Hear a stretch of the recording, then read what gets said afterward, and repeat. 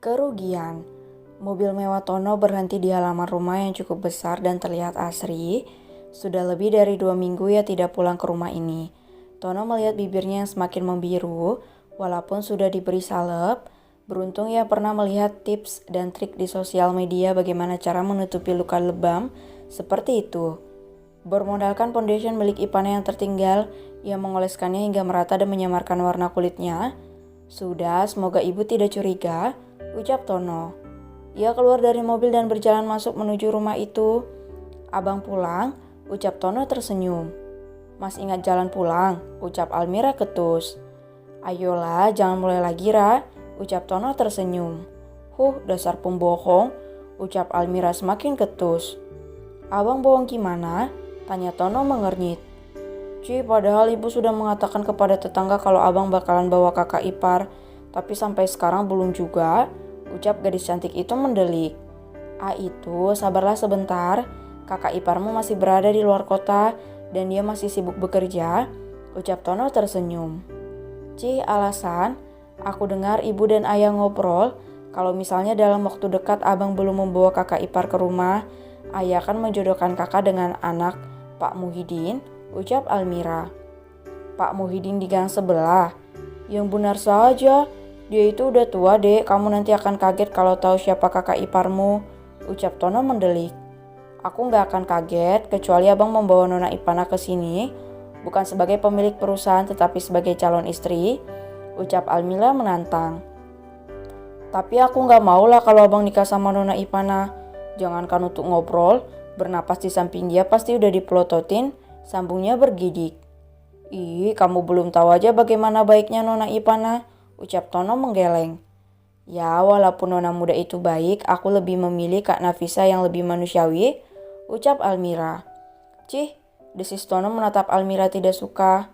Apa? Tanya Almira ketus. Gimana kalau abang jadian dengan Nona Ivana? Tanya Tono. Aku gak yakin, ucap Almira meremehkan Tono. Tapi kalau abang bisa membawa Nona Ipana dengan status kakak ipar, aku akan berusaha untuk mendapatkan nilai sempurna mulai dari semester ini sampai lulus kuliah, sambungnya. Deal, ucap Tono tersenyum sambil mengulurkan tangannya.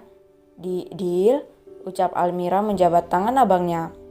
Kalau nggak dapat nilai minimal 3,70, uang jajan abang potong setengahnya, ucap Tono tersenyum semirik. Jangan gitulah, tapi aku juga nggak yakin abang bisa mendapatkan Nona Ivana, ucap Almira remeh.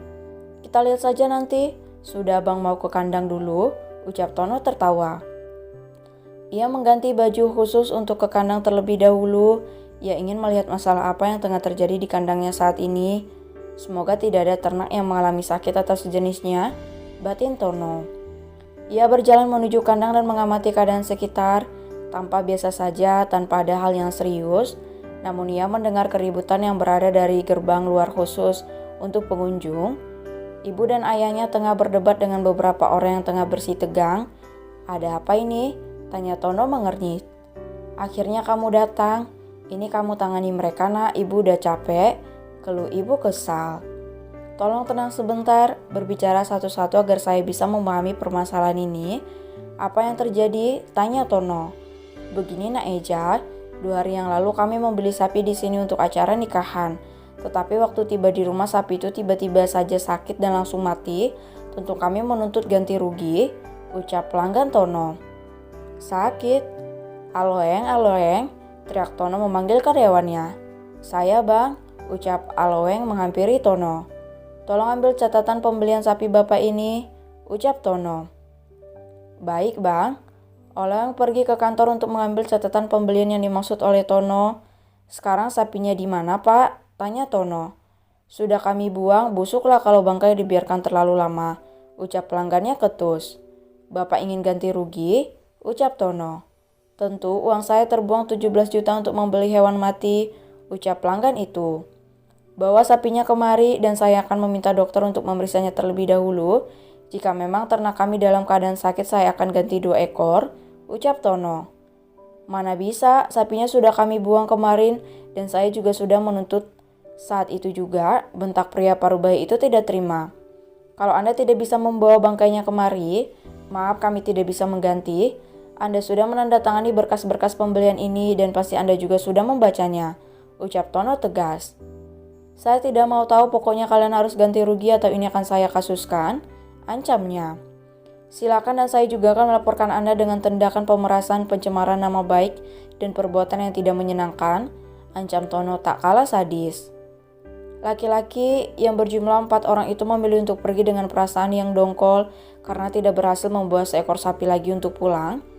Tono meraih ponselnya dan menelpon salah satu atasan cabang perusahaan Dirgantara yang mengurusi tentang CCTV dan elektronik lainnya. Saya ingin hari ini saja dipasang, ucap Tono. Iya, yang sama seperti milik Nona Ipana, ucap Tono. Tidak masalah, nanti akan saya bayar, sambungnya. Terima kasih. Ia menatap sang karyawan kepercayaan dengan lekat. Kenapa ini? Tanya Tono mengernyit. Saya tidak tahu, Bang.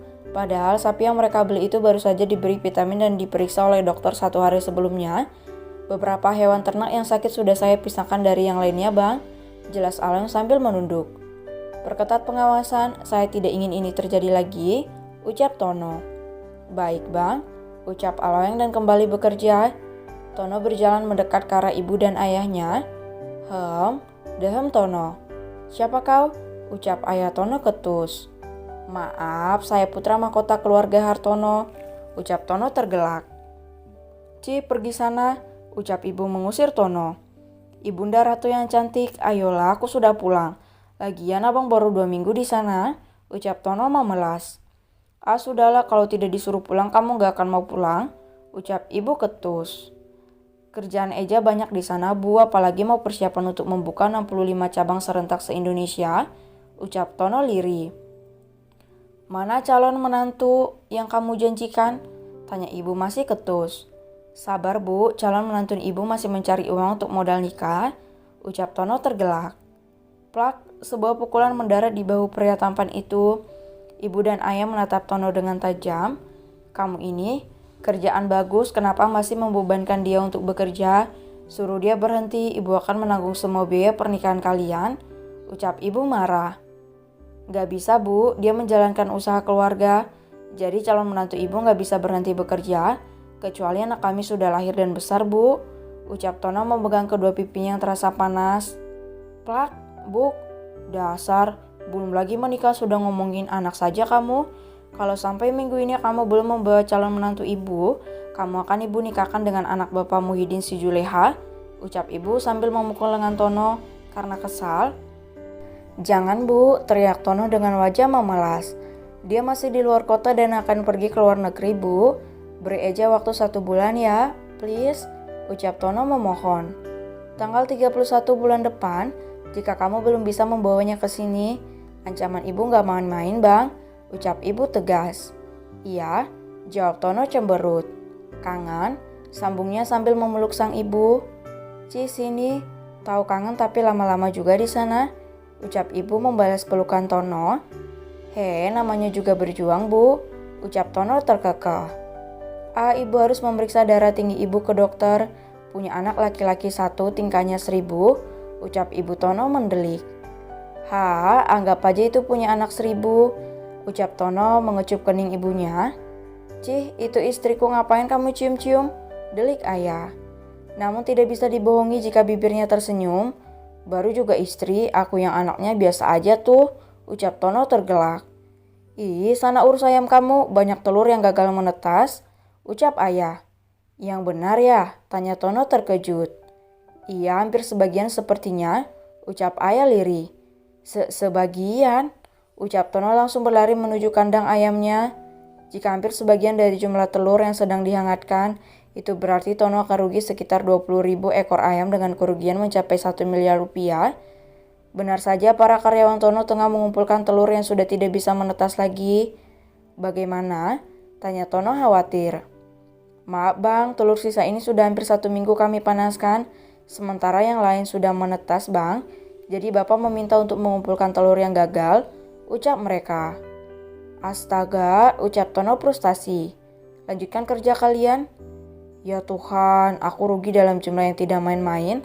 Tapi tidak apa, yang penting aku sudah memiliki saham yang bisa aku gunakan untuk menambah modal untuk ternak ini, Batin Tono pasrah.